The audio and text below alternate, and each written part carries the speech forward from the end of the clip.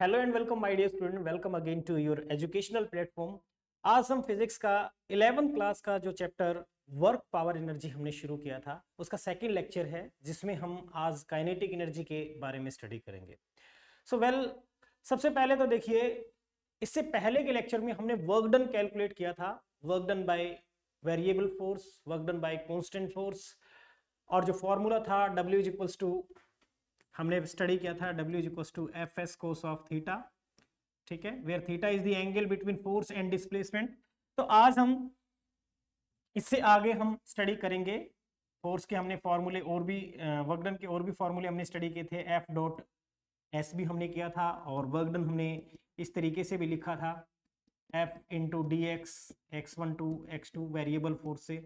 इसके अलावा ग्राफ से भी हमने वर्क डन कैलकुलेट करने का तरीका देखा था कि ग्राफ से कैसे वर्क डन कैलकुलेट करते हैं। आज हम सबसे पहले तो सीखते हैं कि एनर्जी किसको बोलते हैं। ठीक है, एनर्जी आप सबको पता है, एनर्जी बेसिकली हम ये कह सकते हैं ability to do work, ability to do work. किसी भी वर्क को करने के लिए जो एबिलिटी है उसी को हम क्या बोलते हैं, या कह सकते हैं कि भाई आपने कुछ फोर्स अप्लाई किया, कुछ डिस्प्लेसमेंट हुई, तो आपने कहा था कि वर्क डन। लेकिन वो वर्क डन कैसे हुआ? आपने कुछ फोर्स लगाया तो आपने अपनी मैकेनिकल एनर्जी का यूज किया है। ठीक है, तो एनर्जी सिंपली हम ये कह सकते हैं it is the ability to do work.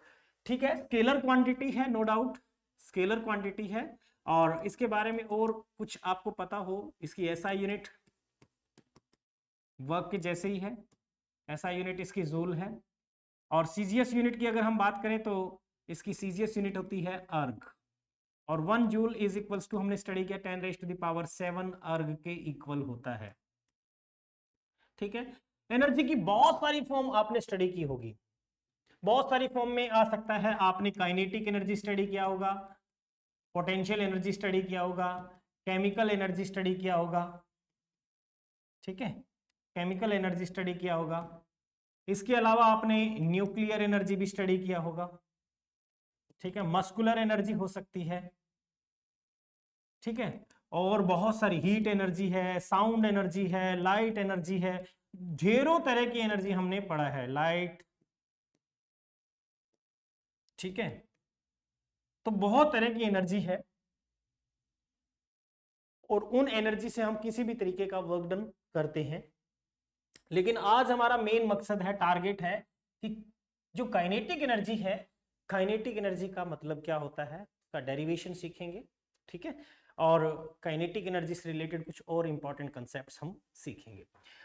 Kinetic energy simply हम किसको बोलते हैं? एनर्जी आपको पता चल गया। काइनेटिक एनर्जी की बात करते हैं। काइनेटिक एनर्जी, किसी भी ऑब्जेक्ट के अंदर काइनेटिक एनर्जी से हमारा मतलब क्या है? ये ऑब्जेक्ट है, बेसिकली इसका कुछ मास होगा, और डेफिनेटली लेट्स सपोज ये v कांस्टेंट वेलोसिटी के साथ ट्रेवल कर रहा है, तो हम कहेंगे कि इसकी मोशन के चलते इसके पास जो भी एनर्जी है, उस एनर्जी को हम काइनेटिक एनर्जी बोलेंगे। That kinetic energy is equals to, हम पढ़ते हैं, half mv²। So kinetic energy is directly proportional to mass and directly proportional to the square of velocity. Kinetic energy simply मैं यहां पे ये डिफाइन कर सकता हूं, kinetic energy is nothing but it is the energy of an object due to its motion, due to its motion, उसके motion के चलते उसके पास जो भी एनर्जी, उसको हम क्या बोल रहे हैं? Kinetic energy. Kinetic energy depend upon frame of reference, भाई फ्रेम ऑफ रेफरेंस पे डिपेंड करती है। इसका क्या मतलब हुआ? मान लो आपने कोई ब्लॉक उठा रखा है, या कोई सपोज करें कि आपके पास में कोई कंटेनर है। ठीक है, उस कंटेनर को उठा करके आप ट्रेन में बैठे हो, आपने साइड में रख रखा है कंटेनर को, या फिर आपने उठा रखा है, आप मूवमेंट नहीं कर रहे, आप कहोगे कि मेरी काइनेटिक एनर्जी 0 है with respect to the person standing inside the train. अगर उस पर्सन के रिस्पेक्ट में आप अपनी काइनेटिक एनर्जी देखोगे तो उस पर्सन के रिस्पेक्ट में आप क्या हो? रेस्ट में हो। तो इसका मतलब आपकी वेलोसिटी 0 है, उसके रिस्पेक्ट में आपकी काइनेटिक एनर्जी 0 है। लेकिन अगर एक पर्सन के साथ कंपेयर करें जो पर्सन ट्रेन से बाहर है, तो उसके रिस्पेक्ट में आपके पास काइनेटिक एनर्जी, आप उस ट्रेन की स्पीड के साथ मूवमेंट कर रहे हो, सो डेफिनेटली आपके पास में काइनेटिक एनर्जी है। सो कहने का मतलब ये है कि एक पर्सन जो है, एक फ्रेम ऑफ रेफरेंस हमारा ट्रेन के अंदर, एक फ्रेम ऑफ रेफरेंस हमारा ट्रेन से बाहर है, दोनों के रिस्पेक्ट में हम काइनेटिक एनर्जी को देखें तो अलग अलग वैल्यू आती है। So basically kinetic energy depend upon the frame of reference.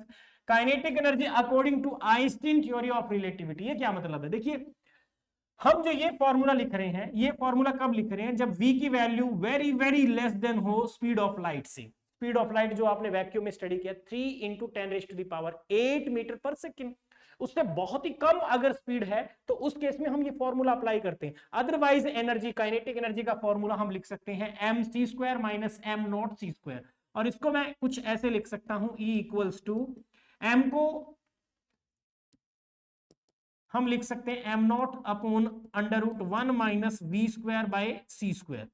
ये m0 क्या है? रेस्ट मास, ये रेस्ट मास है, तो हम इसको लिखेंगे m0c²/√1 minus v²/c² minus m0c²। ये एनर्जी बन जाएगी।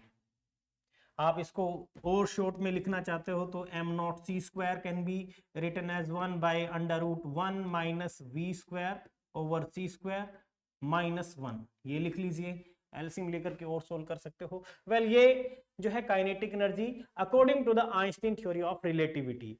अगर ऑब्जेक्ट की यहाँ पे ये फॉर्मूला कब यूज करेंगे काइनेटिक एनर्जी का? When v is comparable to the speed of light, speed of light के जब क्लोज में हो। स्पेशली जो पार्टिकल्स, इलेक्ट्रॉन हो गए, लाइट पार्टिकल है, उनकी स्पीड जो है लाइट की स्पीड के क्लोज पहुंच सकती है। ये हमने पता है कि भाई जो स्पीड ऑफ लाइट है वो बहुत ज्यादा है। कोई भी ऑब्जेक्ट या व्हीकल या कोई भी पार्टिकल की स्पीड ऑफ लाइट से ज्यादा नहीं हो सकती या उसके इक्वल भी नहीं हो सकती, लेकिन हम ये मान सकते हैं कि उसके लगभग क्लोज जा सकती है, उसके लगभग क्लोज जा सकती है, हम ये मान सकते हैं। ठीक है। सो ये काइनेटिक एनर्जी। अब इसके एक्सप्रेशन पे बात करें, काइनेटिक एनर्जी के एक्सप्रेशन कैसे ड्राइव करेंगे? Expression for kinetic energy.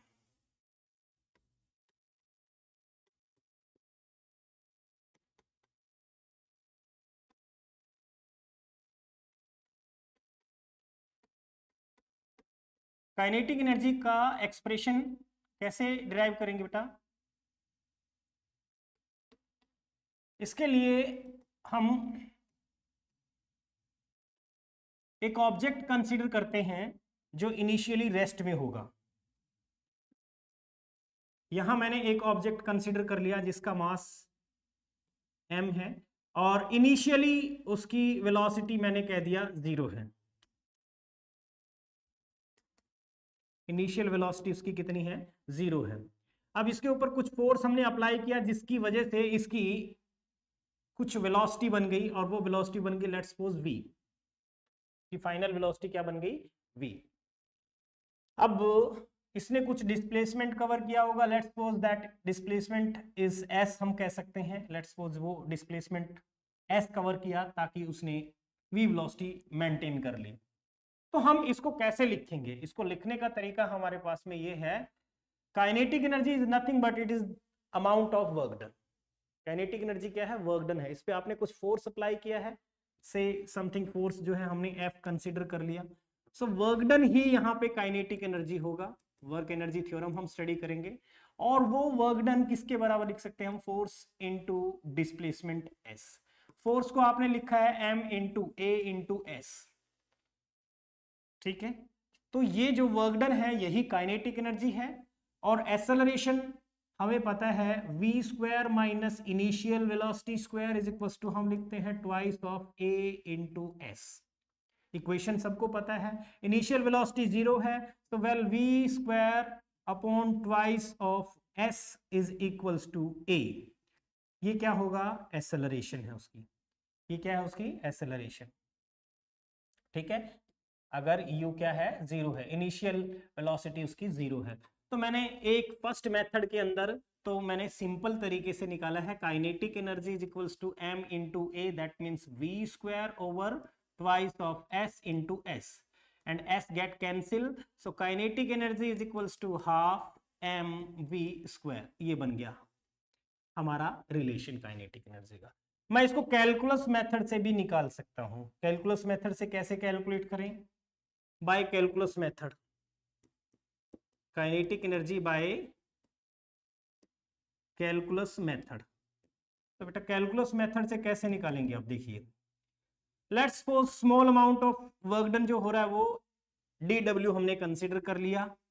dw को हम कैसे लिखेंगे, dw is equal to F into, हमने डिस्प्लेसमेंट को ds से रिप्रेजेंट कर दिया। यस सपोज आपने कुछ फोर्स अप्लाई किया, ds डिस्प्लेसमेंट हुई, और ds डिस्प्लेसमेंट करने के लिए फोर्स जो आपने अप्लाई किया F, तो वर्क डन हो जाएगा F into ds in the direction of applied force.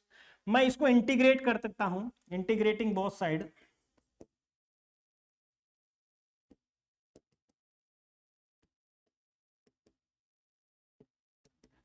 थोड़ा सा और इसको इलेबोरेट करके लिख देते हैं, बाद में लिखने की जरूरत नहीं पड़ेगी। F को क्या लिखेंगे, M A into D S, M A into D S. और जो एसेलरेशन है, इस एसेलरेशन को अगेन हम डबल डेरिवेटिव ऑफ डिस्प्लेसमेंट लिख सकते हैं। ठीक है, तो ये क्या बन जाएगा हमारा, इसको हम लिख सकते हैं m into D square S, या फिर आप इसको dv बाई डी टी लिख सकते हो, dv by D T into D S. और मुझे ये बताइए कि ये क्या बन रहा है, फिर ये क्या बन गया, ds by D T again क्या बन गया, एक v बन गया। तो मैं इसको क्या लिख सकता हूं, dw का इंटीग्रेशन किया, इधर मेरे पास में m into D S by D T क्या हो गया, v और इंटू dv। इसको भी हम इंटीग्रेट कर देते हैं। वेलोसिटी इनिशियल कितनी है u, फाइनल कितनी हो जाएगी v। समझ आ रहा है मैंने क्या किया है, m इंटू ए लिखा, और a को आप क्या लिख सकते हो, a को आप लिख सकते हो dv बाय dt, और a इंटू डी एस है, इसको भी इंटू डी एस कर दिया मैंने, इधर भी डी एस करूंगा तो D S over D T को मैंने क्या लिखा, v, rate of change of displacement, तो मैंने लिख दिया v into D V, v into D V. ठीक है, तो ये जो टर्म है v इंटू डीवी मैंने लिख दिया। अब देखो इसको हम फर्दर इंटीग्रेट करते हैं, इंटीग्रेट करेंगे तो ये तो टोटल वर्क डन हो गया हमारा w, टोटल वर्क डन हुआ w। इसका इंटीग्रेशन करेंगे तो v की पावर 1 है, इंटीग्रेशन ऑफ x की power n with respect to x अगर करते हो तो क्या बनेगा, x raise to the power n plus 1 divided by n plus 1। मेरे पास यहाँ v की पावर 1 है तो 1 की पावर v स्क्वायर बाय 2। ठीक है, और इसका इंटीग्रेशन हमने किया है कहां से कहां तक, initial velocity u, final velocity v तक। So well, this work done is called kinetic energy 1/2 m, और अपर वेलोसिटी यानी v square minus lower limit u square. अब अपने को पता है इनिशियली ऑब्जेक्ट क्या था, रेस्ट में था। इफ इनिशियली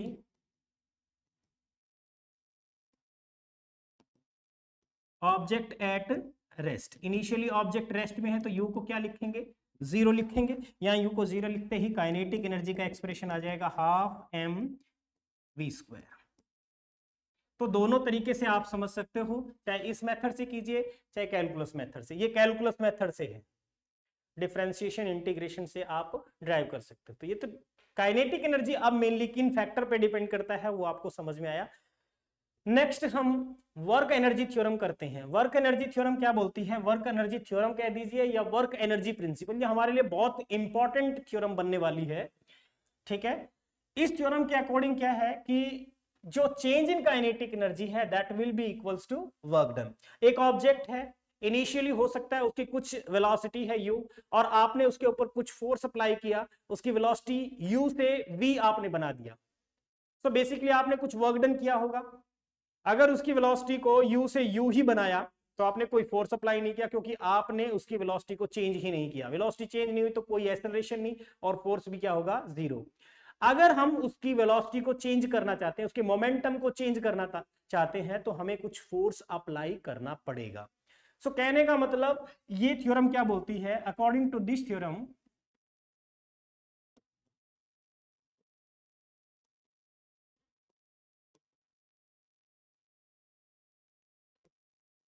द चेंज इन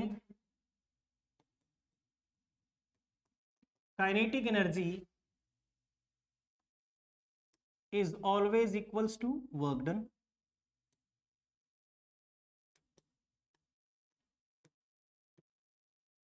हमेशा वर्क डन के इक्वल लिखेंगे, that is W is equals to change in kinetic energy delta K. Delta K मतलब change in kinetic energy. Change in kinetic energy का मतलब final kinetic energy minus initial kinetic energy, या इसी को आप लिख सकते हो half M we square final kinetic energy minus half M you square, इस तरीके से भी लिख सकते हैं। सो वेल ये है स्टेटमेंट। इस स्टेटमेंट को अब हम थोड़ा डिटेल में ड्राइव करके देखते हैं क्या ये सच में सही है या नहीं है। इसका एक्सप्रेशन करते हैं, इसका प्रूफ करके देखते हैं। तो अभी आपने किया था वही है same, as D W can be written as F D X कह दीजिए, आपकी मर्जी है। फोर्स को हम लिखेंगे mass into acceleration into D X. Again acceleration को लिखेंगे dv बाय dt और इंटू dx, और dw can be written as m into dx by dt, क्या बनेगा v और इंटू dv। ये अपने को पता है कि dx बाय dt जो है rate of change of displacement क्या होता है, velocity. So m into v dv ये लिख दिया, integrating both side, integrating both sides, दोनों तरफ जब हम इसको इंटीग्रेट करेंगे, dw m कांस्टेंट है, v dv taking limit u to v। Object देखो, पहले काइनेटिक एनर्जी का जब मैंने एक्सप्रेशन किया था कैलकुलस मेथड से, तो इनिशियल वेलोसिटी को हम जीरो लेके चले थे, लेकिन अब हम जो है मान लेते हैं उसकी कुछ ना कुछ इनिशियल वेलोसिटी u है, हो सकता है वो जीरो भी हो। तो मैंने टोटल वर्क डन को लिखा w, that will be equals to m into we square by 2, और इनिशियल वेलोसिटी u से v तक हम इसको कर लेते हैं। फर्दर अब w मेरे पास क्या आ जाएगा,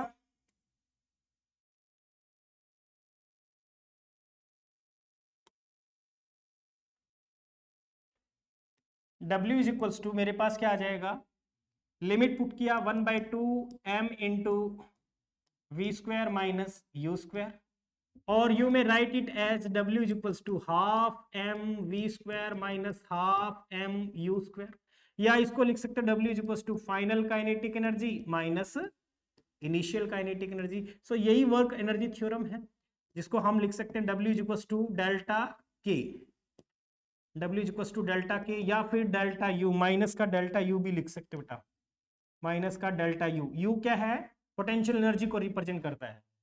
तो यानी W is equals to final kinetic energy minus initial, या फिर initial potential energy minus final. अभी हम पोटेंशियल एनर्जी पढ़े नहीं है, लेकिन वो भी लिख सकते हैं, ठीक है।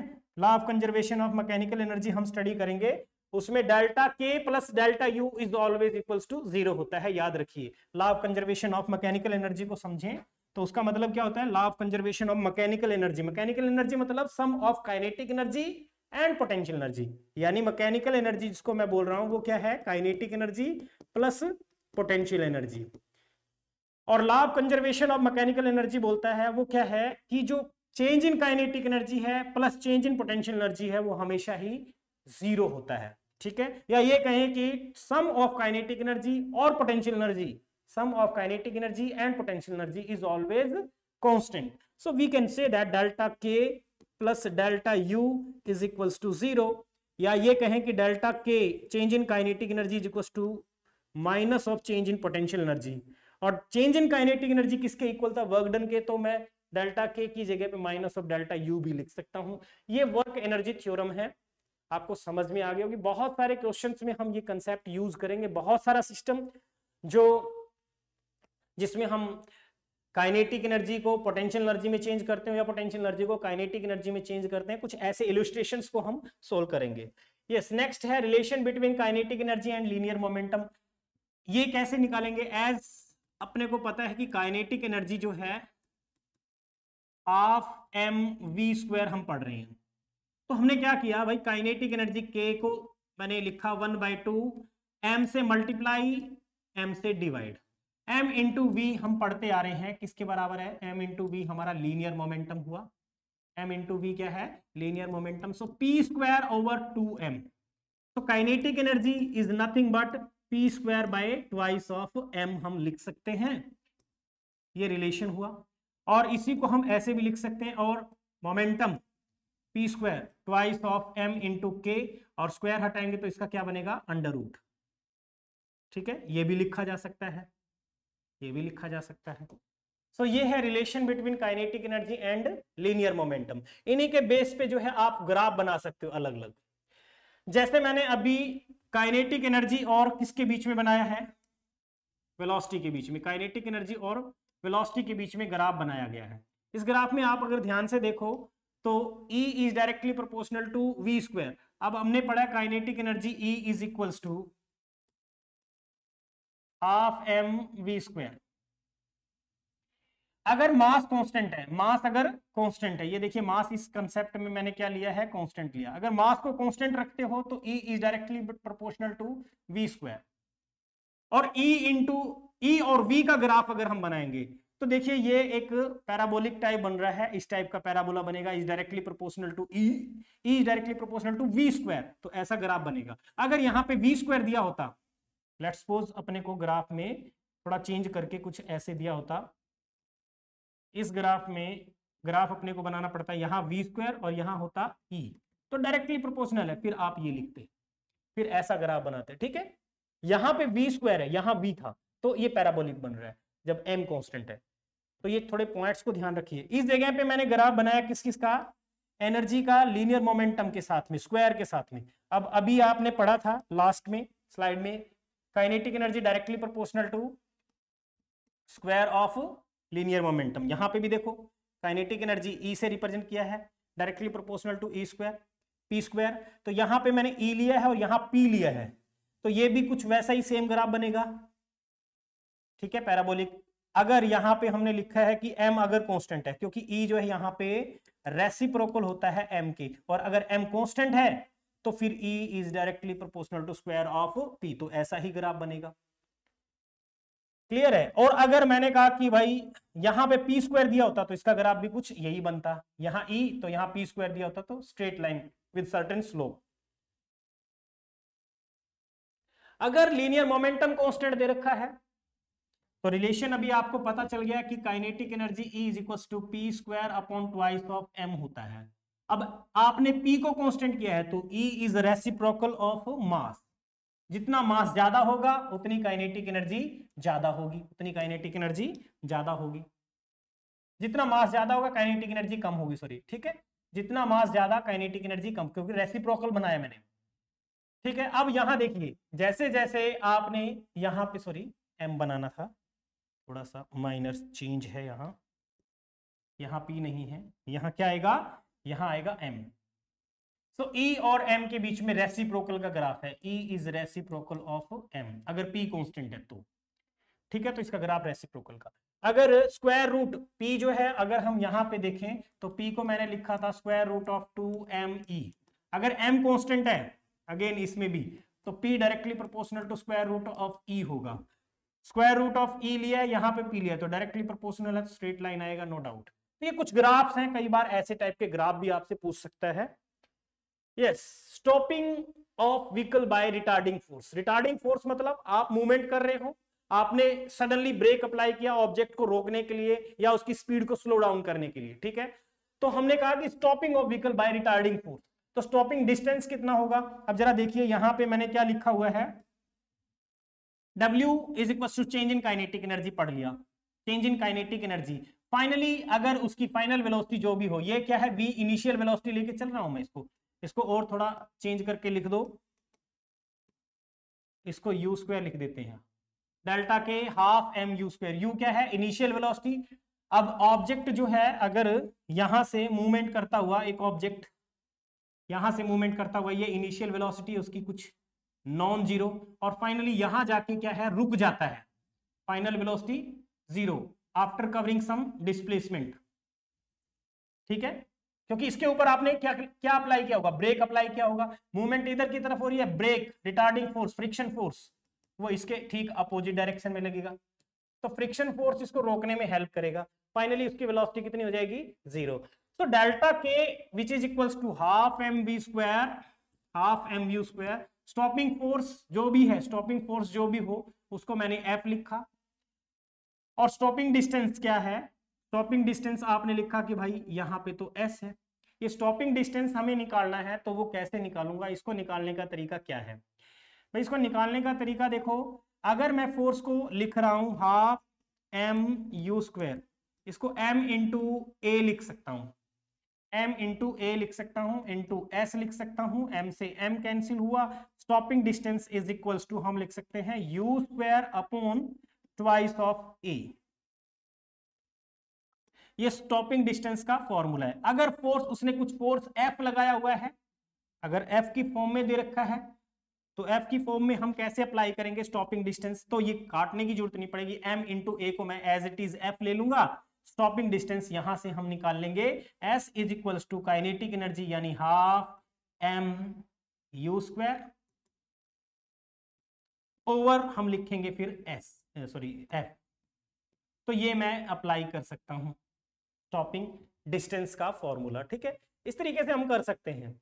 स्पेशली जैसे कुछ क्वेश्चंस जो है सेट किए जाते हैं कि एक व्हीकल है जिसके अंदर व्हीकल का मास दे रखा है, उसकी ये स्पीड है, सडनली उसने देखा कि कोई बच्चा जो है रोड के ऊपर खेल रहा है, ब्रेक अप्लाई किए, इतने डिस्टेंस के बाद में वो रुक जाता है, तो इस टाइप के क्वेश्चंस जो है सेट किए जाते हैं स्टॉपिंग डिस्टेंस का। तो स्टॉपिंग डिस्टेंस निकालने का तरीका है, इसको u square by 2a, a क्या है यहाँ पे रिटार्डिंग एक्सेलरेशन, ठीक है, रिटार्डिंग एक्सेलरेशन या रिटार्डेशन जिसको हम बोलते हैं, क्लियर है।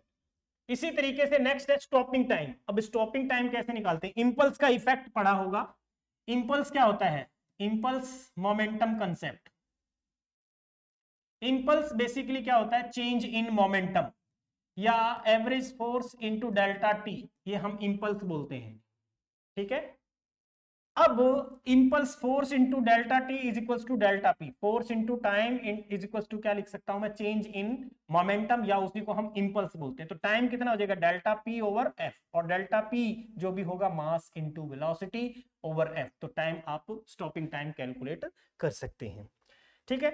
इस टाइप के क्वेश्चंस जो है आते हैं। कई बार ऐसा क्वेश्चन दे देता है भाई ये वुडन ब्लॉक है, ये वुडन ब्लॉक है, एक बुलेट फायर की गई, एक बुलेट जो है यहां से फायर की गई, उस बुलेट की इनिशियल वेलोसिटी कुछ दे रखी है जो नॉन जीरो है, मान लो 200 मीटर पर सेकंड दे रखी है।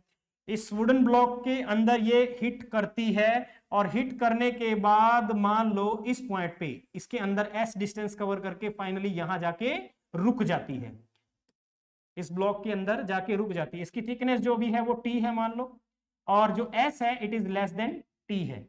जो बुलेट इसके अंदर हिट करती है और जाके रुकती है, ऐसा नहीं है कि इसको क्रॉस कर रही है, मे बी क्रॉस भी करती हो।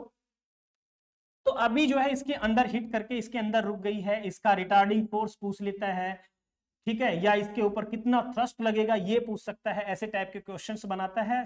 तो यहाँ पे भी आपको क्या है, हिट करते हुए इनिशियली उसकी वेलोसिटी क्या है? u है, इसका अब बुलेट का जो मास है वो हमने स्मॉल m कंसीडर किया, ब्लॉक का मास कैपिटल M दे रखा है, कुछ इस टाइप के क्वेश्चन सेट करता है। तो यहाँ पे रिटार्डिंग फोर्स हमें कैसे निकालना है? तो इसका जो एक्सेलरेशन होगा, initial velocity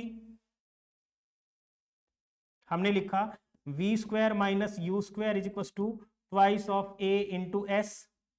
initial velocity u है और फाइनल वेलोसिटी 0 हो गई, फाइनल वेलोसिटी 0, तो minus u square divide by twice of a is equals to s लिखते हैं। अगर s गिवन है तो twice of a is equals to minus of u square divide by 2s, stopping distance, इसके अंदर उसने कितना डिस्टेंस कवर करके वो रुक गई, तो ये a आ गया। ये क्या है? रिटार्डेशन। ये क्या चीज आई है? रिटार्डेशन, नेगेटिव है इसीलिए रिटार्डिंग एक्सेलरेशन कह दो या रिटार्डेशन बोल दो आप।